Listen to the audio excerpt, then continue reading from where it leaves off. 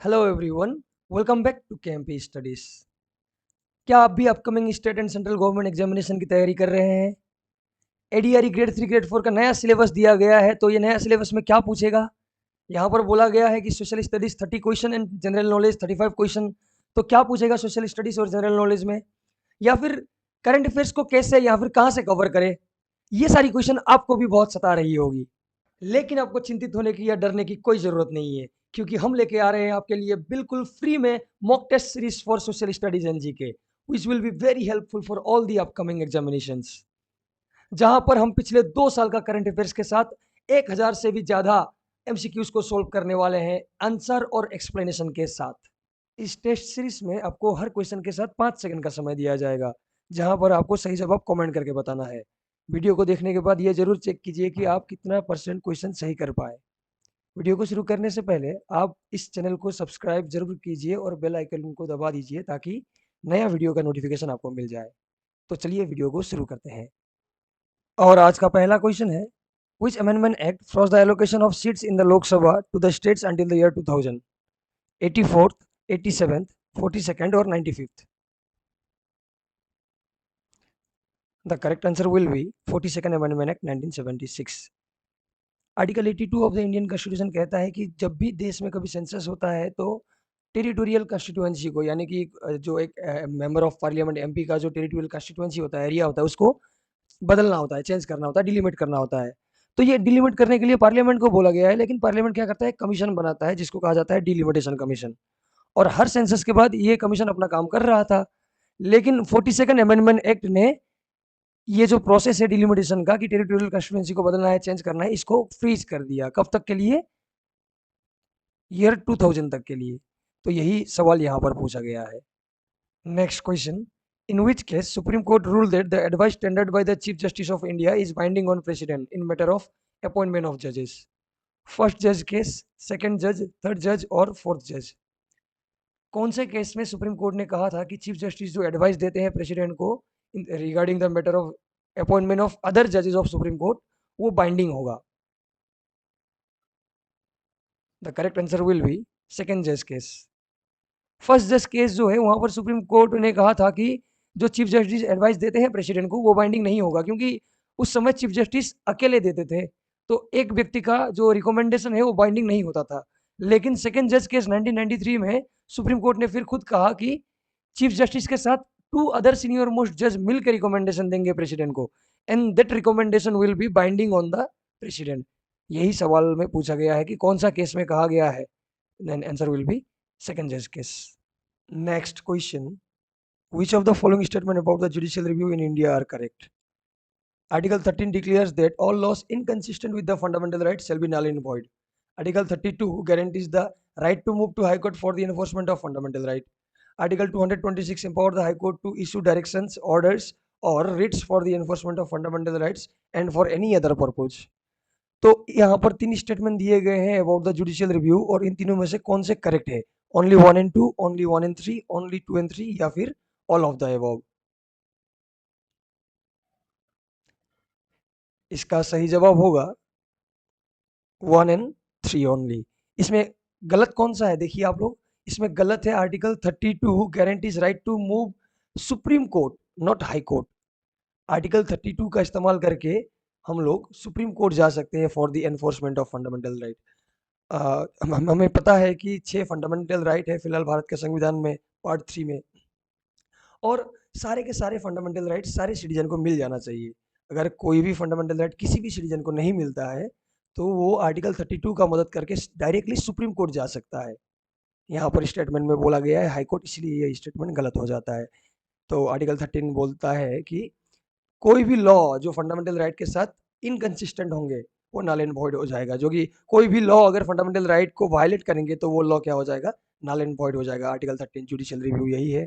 और आर्टिकल 226 जैसे आर्टिकल 32 इस्तेमाल कर कर हम लोग सुप्रीम कोर्ट जा सकते थे, आर्टिकल 226 इस्तेमाल कर कर हम लोग हाई कोर्ट जा सकते हैं for the enforcement of fundamental rights. Next question, which of the following are compulsory provisions of the act related to the Panchayati Raj system? Panchayati Raj system में कौन से कंपल्सरी प्रोविजंस है? Holding direct election at regular intervals, reservation of seats for women, authorisation to levy, collect और appropriate taxes by the panchayat. इन तीनों में से कौन से कंपलसरी प्रोविजन है? 1 and 2 only, 2 and 3 only, 1 and 3 only, या फिर ऑल ऑफ द अबव?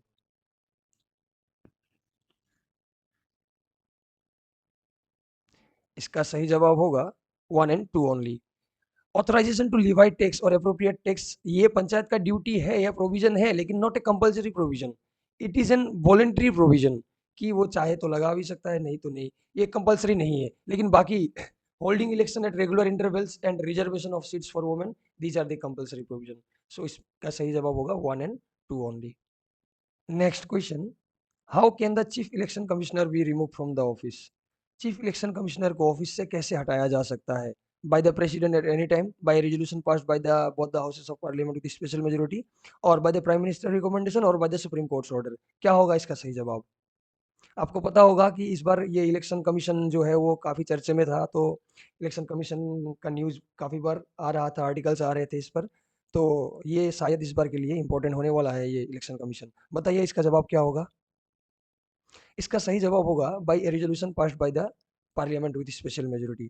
कैसे हटाया जा सकता है चीफ इलेक्शन कमिश्नर को? कॉन्स्टिट्यूशन बोल रहा है जैसे सुप्रीम कोर्ट के जज को हटाया जा सकता है, ठीक वैसे ही इलेक्शन कमिश्नर को भी हटाया जाएगा। अभी बात आता है कि सुप्रीम कोर्ट के जज को कैसे हटाया जा सकता है, या फिर क्या ग्राउंड पे हटाया जा सकता है सुप्रीम कोर्ट के जज को या फिर चीफ इलेक्शन कमिश्नर को। तो इनको हटाने के लिए बस दो ही ग्राउंड मेंशन है कॉन्स्टिट्यूशन में सुप्रीम कोर्ट के जज को रिमूव करने के लिए। वो ग्राउंड हो गए मिसबिहेवियर या इनकेपेसिटी, कि कोई भी जज ने अगर मिसबिहेवियर किया, या अगर कोई भी चीफ इलेक्शन कमिश्नर ने अगर मिसबिहेवियर किया, तो उसको उसके पोस्ट से हटाया जाएगा। या फिर कोई भी चीफ इलेक्शन कमिश्नर इनकेपेबल हुआ, इनकेपेसिटी है, उनके अंदर कैपेसिटी नहीं है, तो उनको हटाया जाएगा। लेकिन आपको पता है कि ये दो डिसाइड कर पाना ही बहुत मुश्किल है। इसके लिए एक लॉ बनाया गया था, जहाँ पर जिस लॉ में बताया गया कि पार्लियामेंट से पास किया जाएगा दोनों हाउसेस से विद स्पेशल मेजोरिटी। और ये दोनों हाउसेस से स्पेशल मेजोरिटी के पास, स्पेशल मेजोरिटी पास करने के बाद अगर वो रिजोल्यूशन प्रेसिडेंट को दे दिया गया, तो प्रेसिडेंट उसके बाद निकाल देंगे। Next question, who chair the ad hoc committee on the national flag? National flag का एडॉक कमिटी को किसने चेयर किया था? डॉक्टर राजेंद्र प्रसाद, एस वरदाचारी, बी पट्टाभी सीतारामैया, या फिर जवाहरलाल नेहरू? ऐसे क्वेश्चंस पहले भी पूछे गए हैं, या और बाद अभी नेक्स्ट आने वाले एग्जाम में भी पूछा जा सकता है। इसका क्या सही जवाब होगा? इसका सही जवाब होगा A, doctor Rajendra Prasad. Doctor Rajendra Prasad chair the ad hoc committee on the national flag. Next question, which right is not explicitly listed as part of the article 21 by supreme court? कि सुप्रीम कोर्ट ने कौन से राइट को एक्सप्लिसिटली मेंशन नहीं किया है? Right to privacy, right to free legal aid, right to vote, और right to education up to the 21 years of age. कौन सा सही जवाब होगा इसका? इसका सही जवाब होगा राइट टू वोट।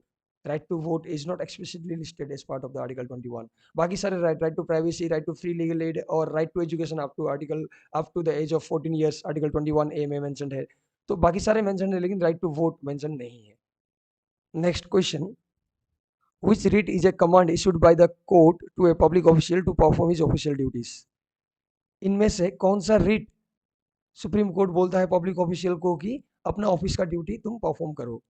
प्रोहिबिशन, मेंडामस, सर्टियरी, या फिर क्वा वारंटो? रिट क्या है? कौन इशू कर सकता है रिट?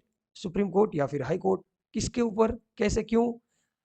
देखो, हमारे पास 6 फंडामेंटल राइट्स हैं। अगर कोई भी फंडामेंटल राइट वायलेट हुआ, तो हम सुप्रीम कोर्ट या फिर हाई कोर्ट जा सकते हैं। जैसे इससे पहले वाले क्वेश्चन में हम लोगों ने देखा था कि आर्टिकल 32 का इस्तेमाल कर हम लोग सुप्रीम कोर्ट जा सकते हैं, और आर्टिकल 226 का इस्तेमाल कर हम लोग हाई कोर्ट जा सकते हैं for the enforcement of fundamental right. तो सुप्रीम कोर्ट या हाई कोर्ट क्या करते हैं? आपको आपका फंडामेंटल राइट दिलाने के लिए रिट इशू करते हैं।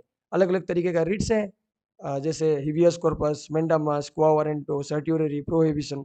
तो सवाल में पूछा गया है कि कौन सा रिट ये कौन सा रिट इशू किया जाता है पब्लिक ऑफिशियल को अपना ड्यूटी करने के लिए? तो इसका सही जवाब होगा मेंडामस। Mandamus is a command issued by the court to public officials asking him to perform his official duties that he has failed or refused to perform। यानी कि अगर देखिए कोई पब्लिक ऑफिशियल ने, कोई ऑफिसर ने, मान के चलिए कोई भी पब्लिक ऑफिशियल हो, जैसे आईएएस ऑफिसर हो, आईपीएस ऑफिसर हो, बीडीओ, एसडीओ, जो भी पब्लिक ऑफिशियल ने अपना ऑफिस का ड्यूटी नहीं किया, जिसके लिए कोई भी सिटीजन का आपका फंडामेंटल राइट वायलेट हो गया, जैसे आपको इक्वलिटी नहीं मिला, आपको फ्रीडम नहीं मिला, उन्होंने अपना ड्यूटी ना करने की वजह से, तो आप चले गए थे सुप्रीम कोर्ट कि सर मुझे मेरा फंडामेंटल राइट नहीं मिला, तो सुप्रीम कोर्ट क्या करता है, रिट इशू करता है आपको फंडामेंटल राइट दिलाने के लिए। कौन सा रिट इशू करेगा, मैंडामस इशू करेगा। इसका मतलब मैंडामस इशू करेगा मतलब सुप्रीम कोर्ट क्या करेगा, उस पब्लिक ऑफिशियल को बोलेगा कि सुप्रीम कोर्ट आप अपना ऑफिस का ड्यूटी कीजिए। Next question, which category of directive principle includes the requirement for the state to secure all citizens a uniform civil code throughout the country? Directive principle के कौन से कैटेगरी में बताया गया है कि यूनिफॉर्म सिविल कोड होना चाहिए पूरे देश भर के अंदर में, सिविल कोड जो है वो यूनिफॉर्म होना चाहिए। सोशलिस्ट प्रिंसिपल में, गांधीयन प्रिंसिपल में, लिबरल इंटेलेक्चुअल प्रिंसिपल में, या फिर डेमोक्रेटिक प्रिंसिपल में? कौन से प्रिंसिपल में ये बताया गया है कि there should be a uniform civil code? आपको पता होगा यूनिफॉर्म सिविल कोड हर दिन न्यूज़ में आ रहा है, यूनिफॉर्म सिविल कोड। असम में भी, असम के सीएम सर ने भी बहुत बार कहा है कि यूसीसी को इम्प्लीमेंट करेंगे असम में, और कई सारे केसेस में इम्प्लीमेंट कर भी चुके हैं। तो ये जो यूनिफॉर्म सिविल कोड है, article 44 of the Indian constitution कहता है, वो कौन सा प्रिंसिपल है, सोशलिस्ट, गांधीयन, लिबरल या फिर डेमोक्रेटिक? इसका सही जवाब होगा it's a liberal intellectual principle, includes the requirement for the state for all the citizens to uniform civil code throughout the country as stated in the article 44। ये भी पूछा जा सकता है कि कौन सा आर्टिकल यूनिफॉर्म सिविल कोड के बारे में बोलता है, तो आर्टिकल 44 होगा। नेक्स्ट, और आज के इस सीरीज का अंतिम question, which article describes the effect of national emergency on fundamental right? Article 352 and 353, 356 and 357, 358 and 359 और 360 एंड 361। अगर देश में नेशनल इमरजेंसी लगाया गया तो फंडामेंटल राइट्स पर भी इफेक्ट करता है, ये कौन सा आर्टिकल बोलते हैं इनमें से? इसका सही जवाब होगा ऑप्शन सी, आर्टिकल 358 एंड 359। देखिए, देश में जब भी कभी नेशनल इमरजेंसी लगाया जाता है, क्या ग्राउंड है, क्यों लगाया जाता है नेशनल इमरजेंसी? वार हुआ, एक्सटर्नल एग्रेशन हुआ, या फिर आर्म्ड रेबेलियन हुआ, तो देश में नेशनल इमरजेंसी लगाया जाता है। जब भी देश में कभी नेशनल इमरजेंसी इम्पोज होता है तो उस समय हमारे जो 6 फंडामेंटल राइट्स है, वो 6 फंडामेंटल राइट्स में से फंडामेंटल राइट्स को भी इम्पेक्ट करता है। जैसे कि आर्टिकल 19 विल ऑटोमेटिकली भी सस्पेंडेड। आर्टिकल 358 बोलता है कि अगर देश में इमरजेंसी लगा तो आप आर्टिकल 19 के अंदर जो भी राइट्स मिलते हैं, right to freedom of speech and expression, right to freedom of assemble, movement, reside and settlement, ये जो फ्रीडम मिलते हैं हमें आर्टिकल 19 के अंदर में, वो कुछ भी नहीं मिलेगा। वो 358 बोलता है अगर देश में इमरजेंसी लगा तो कुछ भी फ्रीडम नहीं मिलेगा अंडर आर्टिकल 19 के अंदर, जो भी फ्रीडम के बारे में बात किया जाता है। देन आर्टिकल 359 कहता है कि बोला गया है कि अगर आपका कोई भी फंडामेंटल राइट वायलेट हुआ तो आप सुप्रीम कोर्ट जा सकते हो, लेकिन सुप्रीम कोर्ट जाने का जो प्रबंध है उसको रोक देता है ये आर्टिकल 359, जब भी देश में कभी इमरजेंसी लगता है। तो ये क्वेश्चन का सही जवाब होगा सी, कि देश में इमरजेंसी लगा तो फंडामेंटल राइट्स पर भी इफेक्ट करेगा। ये कौन से आर्टिकल की बात कर रहा है, आर्टिकल 358 एंड 359। तो वीडियो को अंत तक देखने के बाद आप जरूर ये चेक कीजिए कि आपके कितने जवाब सही हुए हैं। और thanks for watching the video. Please like, comment, share and subscribe the video. Thank you.